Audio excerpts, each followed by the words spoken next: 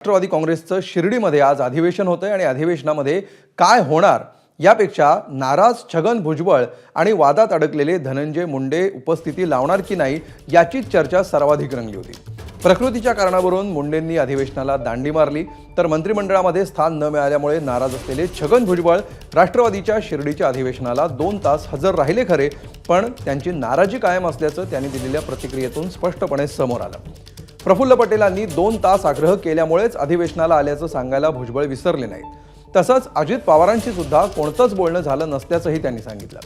आपण श्रद्धेनं वागलो पण आपल्याला अश्रद्धेनं वागणूक दिली अशी खदखद भुजबळांनी बोलून दाखवली।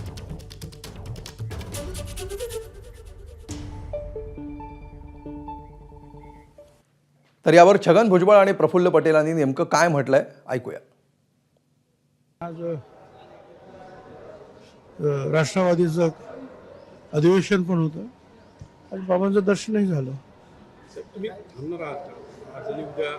नाही, मी त्यांना सांगितलं होतं काल 2 तास माझ्याकडे प्रफुल्लभाई होते।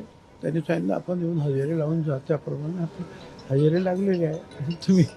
तुमच्याकडे ती दर्जी झालेली आहे।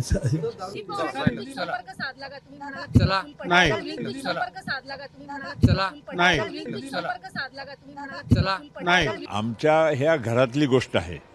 काल मी स्वतः माझी आणि भुजबळ साहेबांची मुंबईत भेट झाली। त्यामध्ये त्यांनी असा ठीक आहे काही गोष्ट असते, पण असाही नाही आहे की नाराजी टोकाची आहे आणि यापुढेही आमच्या राष्ट्रवादी काँग्रेस पक्षामध्ये त्यांचा नेतृत्व आणि मार्गदर्शन आम्हाला सदैव लाभत राहील ही अशी आम्हाला खात्री आहे। एबीपी माझा, उघडा डोळे बघा नीट।